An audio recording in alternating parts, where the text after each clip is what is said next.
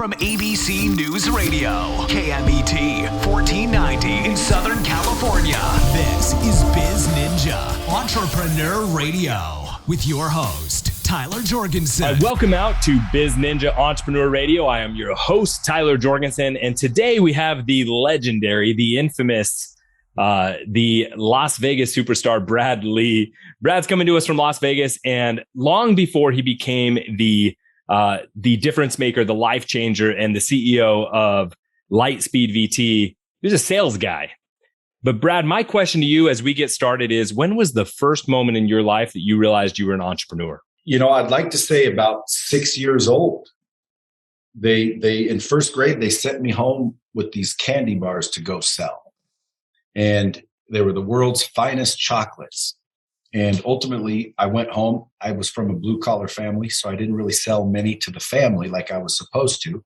Most kids brought the remainders back to the school, but I decided I just wanted to frickin' sell them. So I went out and went door to door and started knocking on neighbors' doors and developed a pitch and sold every box I had, and then proceeded to sell every box the school had from all the other kids, bringing the rest back. So I literally sold more candy bars than anyone in the history of the world with just developing a quick pitch. I didn't realize I did it at the time, but I knocked on the door. They'd answer and I'd say, "Do you have the phone number to a good roof repairman?" And they'd say, "Why?" And I pulled out the candy bars and I'd say, "When you taste one of these, you're going to go through the roof." And they literally started just laughing and calling people to come see the little kid that had a funny joke or whatever. And they just started buying all my candy bars. So I would say about 6 years old. Plus, when I was going to school, sometimes I'd get a couple dollars for lunch money. Well, I would stop at this thing called the Little Red Store, and I would go in and I would buy 20-cent packs of bubble gum. You know, I'd get, 4 20-cent bubble gums, or 5 20-cent bubble gums for $1, and I had $2. So I'd get, bubble gum, and then I'd go to school and I'd sell the bubble gum individually for a quarter. So that's entrepreneurial. So I think since I was a little one, since I was a young buck. And I'll tell you, Brad, I think that a lot of entrepreneurs, there's business owners that didn't start that way, but I think most entrepreneurs did. I think it was early on. They saw the world differently. They handled differently. I mean, I remember my first door-to-door sales pitch was not as cool as yours, but the one thing my dad taught me that worked all the way through my whole sales career was, at the end, I wouldn't just say, "So would you like a chocolate?" It was, "So would you like one or two?" Right? And giving them the choice. And now I'm not a sales trainer like you are, but it's amazing what just having a little bit of a script or a little bit of a pitch does to set you apart. But that's pretty cool. Now I think your schooling career did not go perfectly. I think I watched a video somewhere where you dropped out of high school. Now you've done well for yourself. What did you learn from your high school experience that's helped you in your career? Well, actually, Tyler, I have 2 PhDs. I have 4 MBAs, and I have 12 or 13 associate degrees on my staff. I say, listen, you don't have to earn a degree if you can hire one. But I dropped out of high school in 11th grade, thought I was going to be a movie star, ran off to LA, realized I didn't like being broke, found out what nepotism was, or nepotism in the industry, because a producer's son gave a starring role that I had got to another person, his son. And I thought, this isn't fair. This isn't right. And someone said, "Well, he's the one that pays for the movie. So, when you're paying for the movie, you get to decide who's in it." And I'm like, well, that makes sense. So then I'll be back. I'm going to go get rich real quick. So I quit to go get rich real quick. I just didn't know it'd take forever. But what I learned in high school is, ultimately, a lot of these educators are not necessarily connected. I learned that, you don't need to know that George Washington had wooden teeth to survive in the world. Okay, you need to know how to build relationships. You need to know how to leverage credit. You need to know how to sell and influence. You need to learn how to balance and build relationships. And they were trying to teach me calculus. I don't know why. Were they hoping that I didn't get caught in the really bad calculus season? I wanted to learn real things, right? So I went out, I quit like an idiot and wanted to just, Heck, I was going to be a movie star, Tyler. Who needed school? Right? I mean, okay. Went the movie star route, then said, I'm going to go get rich. Did it work right away? Like, what was your first big failure in the get rich plan? The first big failure was believing that it would be quick. Right. The second big failure was not believing in myself and not having any self-worth.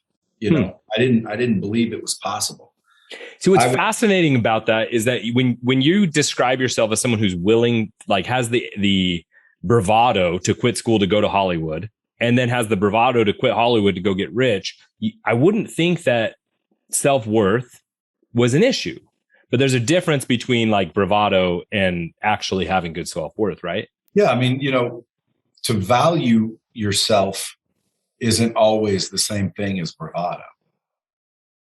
Because again, subconsciously, I think that really kind of determines, I think the subconscious is what projects reality and literally, determines what you do and where you go and the choices that you make and all of that.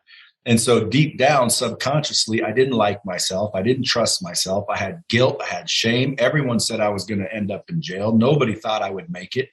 And quite frankly, I think if I didn't fix that, I would have. Well, let's put it this way. If I believed that, I would probably end up not where I'm at. But there was some of that, even if on the external, right, you were pretending it wasn't there. There was some of that that your society really and your situation have projected into your self. So how did you work on that? How did you first uncover that had to be fixed? Just being in the space that I'm in, I had the opportunity to hang around with a lot of different subject matter experts, Tony, I mean, the list of subject matter experts, the Robert Greens, the John Maxwell's, the Robert Kiyosaki's, Tony Robbins, like the list goes on. A lot of them use my software that I invented. So I got to basically pick their brains and start seeing kind of what they believe. And I was open enough to realize that, listen, there's something to this whole, the way the mind works deal. And most people don't realize that their mindset is usually the biggest culprit. So I just started kind of going on a whiteboard and figuring it out. And I came up with these 6 things that I did every day and focused on every day. And it just kind of, I think, eventually just changed everything. So it started with just awareness that like you could change and having a desire to grow and get better. Right. But it started with an awareness. That's a good way of putting it. Yeah. I think it's an amazing thing that happens in business and in entrepreneurship is that we get to a point, whether early or later or multiple times, where we start to think that growth isn't painful anymore, right? But like in order to become something you're not, you have to give up what you are now. And that hurts because you're leaving what you know. And so usually it takes a major life event, a big failure, a move, some major change that is a catalyst in that. I had a major catalyst in going through the recession. What were some of the big catalysts in your life that have moved you and propelled you forward? Good question. At one point in time, I was in LA trying to be a movie star and I had to sleep on the beach and I was homeless. I put quotations in case someone's just listening. I was homeless because I slept on the beach for a couple of weeks. And someone asked me in an interview once, what did it feel like to hit rock bottom? And I said, well, I've never really hit rock bottom. And they said, well, weren't you homeless on the beach? And I said, well, yeah, but that was a beach. So the point was, like, if you think sleeping on the beach is rock bottom, you got a terrible, in my opinion, perspective. Like what bottom is, way worse than that. Yeah. So to me, it wasn't rock bottom. I think perspective is what people usually miss. My perspective is it's not painful to change. It's painful to stay the same. So I just focused on, like what you said is exactly correct. People are so afraid to let go of what they have to reach for what they want. They never get what they want because they're just holding on to what they have because they're so afraid of change. Well, change is required, obviously. I was never afraid of change. That's huge. Yeah, I was always looking to change. I always dreamt about more. I always knew I was going to be rich. I just didn't know how. I thought it was going to be a movie star. It wasn't. But I'm not done yet either. Now that I have my money, I'll create a movie at some point, and I will put myself in it along with other actors, and I will put it out to the world, and the world will tell me if I'm going to remain an actor. Yeah. But I can tell you, perspective is everything.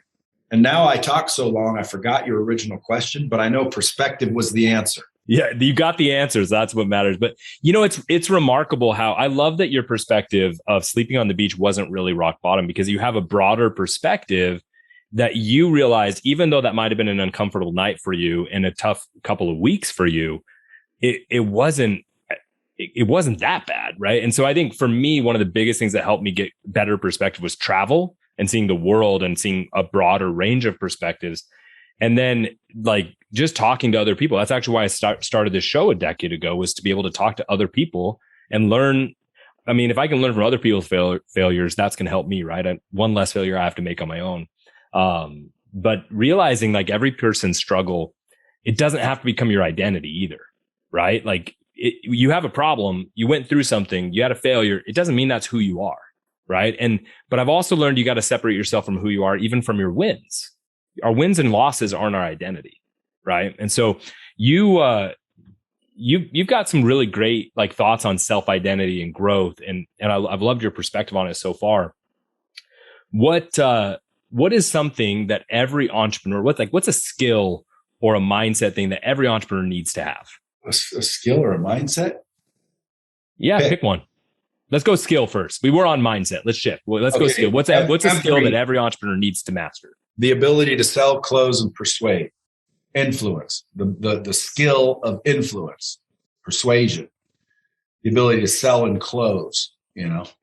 I say sell, close, persuade, influence, because to me, it's all the same. The ability to sell. Let's just put it at that. Why do so many business people, entrepreneurs, why do they get stuck on sales? Why has sales become, for many, a negative term? Because they worry about what other people think too much. How do you fix that? You fix that by, again, correcting that inner self. You build a relationship with yourself, and you realize that you're a good person. And once you're convinced of that, you're not so worried about what everybody else thinks. Why? Well, because you don't need their validation. You validate yourself. I did it by creating these 6 steps. I call them the sacred 6, right? Step 1, you got to forgive yourself for whatever you've done in the past, whether it's procrastination or whether it's, something more terrible. Maybe you pulled some crap when you were young. But at the end of the day, you got to forgive yourself. Everyone deserves a second chance, including you, no matter what you did. Okay. And you've let yourself down. You've let others down. Everyone has. You forgive. Okay. Step 2, you commit to do what you say you're going to do from that day forward. Step 3, you start to rack up the wins. You quit setting these huge goals we're taught to set, and start setting realistic goals that you actually achieve every single day, so you can rack up the wins. Because if you constantly set these high goals and constantly, hit right below them, and everybody's rationalizing, well, that's a good job. No, it's not a good job. You failed. You set a goal and you didn't hit it. That's a loss. So start bringing those down. You'll never hear many people say this, but you bring them down so your mind can start absorbing the wins, man. Rack up the wins every single day. Step 4, as soon as you start to feel a little bit better about yourself, people are going to start saying, well, dude, who do you think you are? Oh, look at you. Those are called the idiots. You weed out the idiots. You stop hanging around people that put the disbelief. You stop reading headlines. You turn off the news, okay? And then you start to visualize. That's step 5. You visualize exactly where you are and what you want to be and where you're going, and you feel what it's like to be there. On a daily basis, you're visualizing specifics. Okay, you're creating a map, as it were, a map of exactly where you're going or what you want to be. A lot of people, they want success, Tyler, but they don't even know what it looks like because they haven't visualized it. They haven't really mapped it out. And then step 6, you start to seek new information every single day. You realize that every day you need to be proactive and find new information, because new information, number 1, should make you brighter, smarter, more educated, more aware. But if you really think about it, if you want to change what you're getting, you have to change what you're doing. And in order to change what you're doing, you have to change what you believe. And the only way to change what you believe is to get new information. So just get in the habit of seeking new information every day. You do that for 90 to 120 days. Dude, your whole life's going to change. Now, you may not be a billionaire by the time you're done, but I can promise you, your life will change, your mind will change, your habits will change, your perspective will change. And that's really how you start doing that. I love all 6 of those, first of all. And I really love the idea of racking up wins. I think I love the idea of big, hairy, audacious goals and like those big things. But you're right. Like, first of all, set them smaller, right? Like build steps to that big goal so that you can win on your way there. Yeah, I love that. I love all of those. I think weeding out the idiots is one of the toughest for a lot of people because they have emotional connections. And sometimes it's friends and family, right? Choice. And that's tough, but dude, it boils down to a choice, man. Yeah. You know, like when someone says, well, I don't want to get rid of Joe. Joe's been my buddy since high school. Okay, well, then ask yourself a question. Do you want to hang around with Joe and be broke? Or do you want to get rid of Joe and be a multimillionaire? It's just a choice. Now, some people say, well, that's a hard choice. To some, maybe. But at the end of the day, I don't know your relationship with Joe. But I do know if you don't have a relationship with yourself, then you're going to be influenced by Joe and you're going to allow Joe to steal your dreams. So guess what? You can still call Joe. You can still visit Joe every week. You can even fly Joe in once you're rich. But if Joe's the one holding you back, brother, get rid of Joe. I love that, the way you're looking at that. And it's because it is a choice. And the issue that I see is that most people don't even know the right question to ask, which is like, is Joe the one holding me back? They're not even addressing it. They just know whenever I'm around Joe, my dreams feel diminished, but they're not reflecting on that. They're just moving on, right? So that awareness is I think really important. Let me clarify that, please, because it's not Joe holding them back; it's them holding themselves back. They're Correct. Just allowing Joe to do it. Guys, if you guys want to be successful, guaranteed 100%, there's only one person that can help you. Go in the bathroom, make sure it's empty, shut the door, look around. You'll end up seeing the individual. That's the only person that can harm you or help you. Joe's just you're just allowing Joe to do it, but you're the one in control. You're the one making the choice. And once you're aware of that, now it's going to be a heck of a lot easier to start recognizing these things. Because guess what? Joe's not worth your dreams. Nobody is. And by the way, when I say nobody is, let's say, well, my family, I love my family. Look, I understand you love your family. Go be the best person you can be. That is the best and highest, most form of love you can show your family. So like by not chasing your dreams and not becoming, everything you can be, which is your potential. If you really loved your family, that's an obligation. Ayn Rand has an essay called The Virtue of Selfishness. And she basically says that thing, like the best way to influence and help the world is for you to be your best self. And by being your best self, selfishness is not actually a bad thing. Self-centeredness, where you're willing to sacrifice your best self for your comfort, is where the real victim and where the real crime happens. But really appreciate you reframing that. Hey, back in the days of Greece, somebody walked up to Atlas and said, "Hey, do you know Ayn Rand?" And Atlas shrugged. That's like such a deep entrepreneur joke, but I love it. Okay, so you've been in the game a bit, right? I don't think you're that old, but you got started before you were done with high school, so you've been around a while. What has changed in the entrepreneur space and in how entrepreneurs need to attack the world in recent years with the prevalence of social media? Well, you really need to understand social media, leverage social media, and most importantly, build a personal brand. Too many people are out there trying to build a brand of a company when people don't follow companies, they follow people. And I believe that, it's getting more and more this way, but you really want to find your authentic self. That sounds a little cliche and hokey pokey, but you want to find really who you are and put that out to the world. And don't be afraid of all the people that aren't going to like it, because you have to realize you're not ever going to make everyone happy. So you have to choose who you can make happy, them or them. Well, how about yourself? Make yourself happy, and you will attract the people that should be in your life and should be supporting you, and you will repel the people that shouldn't. You just have to be wise enough to know that if you worry about the hate, you'll never find the love. So just go out there, figure out who you are, put yourself out there, look for like authenticity in your brand, but by all means, build a personal brand. When I first started this show, like I said, a decade ago, part of the reason was to help me overcome and get out of some failures, right? And because of that, I was really self-conscious with some of the things that had happened in the recession. Well, you should be. Yeah. And so at that time, a lot of my questions to my guests were, how do you deal with haters? Because I was looking for help, right?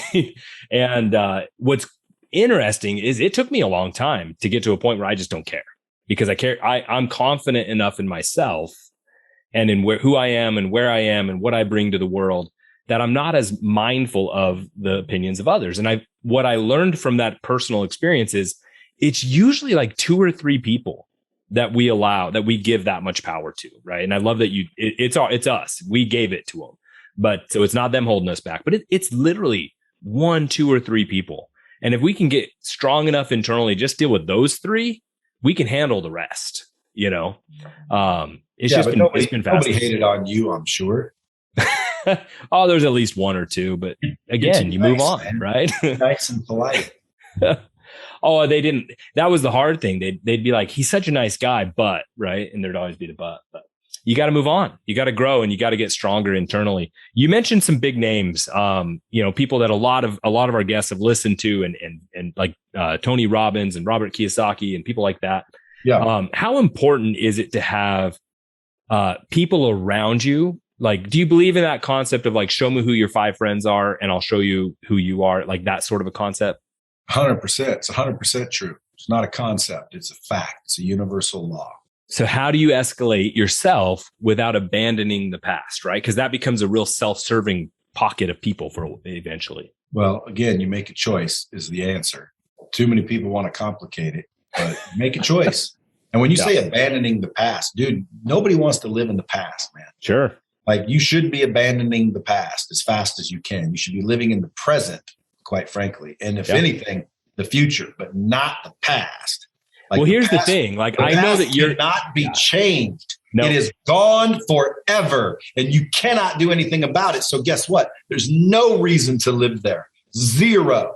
Yeah, you're totally right. And how about instead of talking about the past, because that's not that I fully agree with you. It does. I think when we surround ourselves with like-minded people or people who help us grow, it doesn't mean ignoring people that we can help and serve, right? And I think I read a great story about you about how when you were a great salesperson, but then you went and helped somebody else. That's right. And you help them become a great salesperson. So I think that's kind of what I mean is how do we both make sure we're surrounding ourselves with good people and still serve others? That's maybe that's a better way to word it. Well, again, it's just because you're around people doesn't mean you're around people. Like, for example, I hang around right now. I'm hanging around Robert Greene, and he was on my podcast, but I don't know Robert Greene, but I'm hanging around him on a regular basis. Gotcha. So like, I hang out with my daughters, one's 6 and one's 8. Does that make me a child? Because you are who you hang around. No. I'm not hanging around my daughters. I'm spending quality time with them. I'm sharing with them. I'm looking to develop them, but I'm hanging around.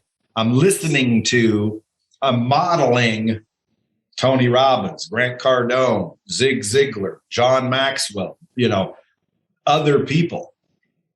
That's who I'm hanging around, even if I've never met them. Just remember, you don't have to meet them to hang around them. I've often called Robert Kiyosaki and Tim Ferriss like my digital mentors. Like I've done some work for Robert Kiyosaki. We built his e-commerce site, but and then I had Tim on the show, which was really cool. But they're not like friends of mine, but they've massively. I've allowed them to have influence. That's who you're hanging around, brother. Right. So I love that. That's a good way to understand that deeper.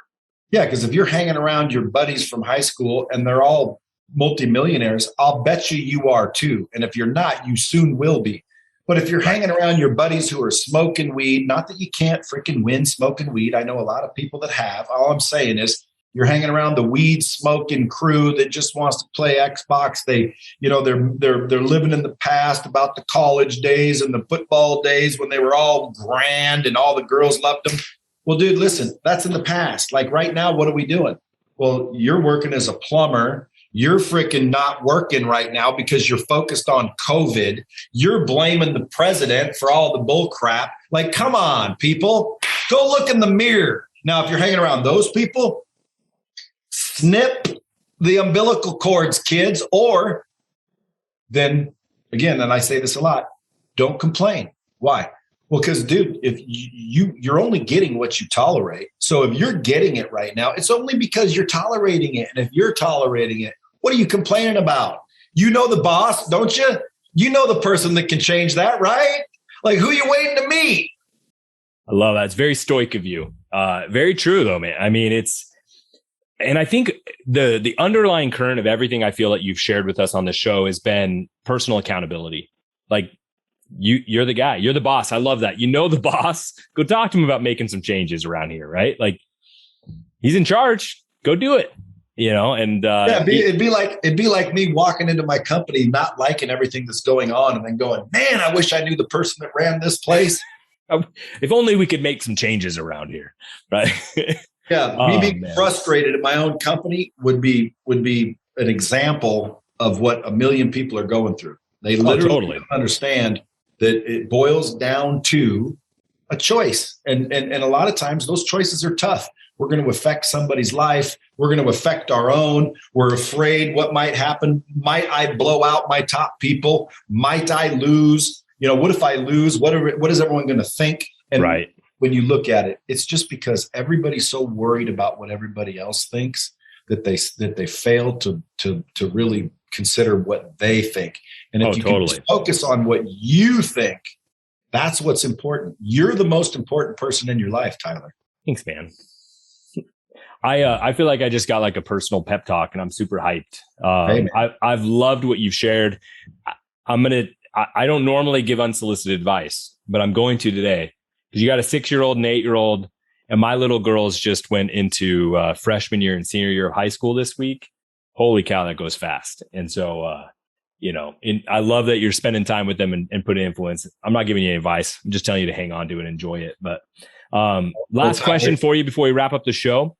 I believe that entrepreneurship, building businesses, doing all these things is great, but it's only great if it's helping you build the life that you imagine, that you dream of. What is one personal item on your bucket list you're going to accomplish in 2021? In 2021? We'll say the next 12 months. Well, in 2021, I've got about approximately 16. So I would say the next one I need to tackle is ultimately systematizing Lightspeed in such a way that has infinite scalability. I need to get out of the business and kind of allow it to grow itself. That's the only way I'll hit the $1 billion mark. What do you want to do with Brad while that's scaling like crazy? What I'm going to do for Brad is ultimately start creating frameworks. We were talking about it earlier. You know, I have a lot of knowledge and I just spew it a lot, quite frankly. And it's a lot for most people.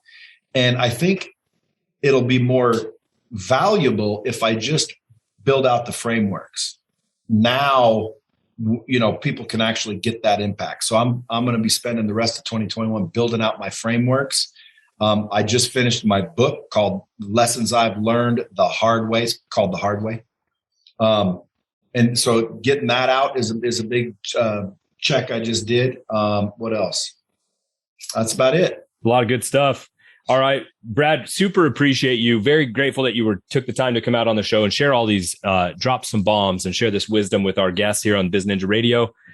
If for everybody listening, please go check out Brad, pre-order his book, The Hard Way, check out his podcast, follow him on Instagram, do all those amazing things. Wherever you are listening from, my friends, my Biz Ninjas, it's your turn to go out and do something. Thank you for listening to Biz Ninja Entrepreneur Radio with Tyler Jorgensen. Please make sure to subscribe so you're first to hear new interviews and episodes. If you found this podcast to be valuable, please share it with a friend. Don't forget to visit our online dojo at bizninja.com to claim your reward for listening to the show.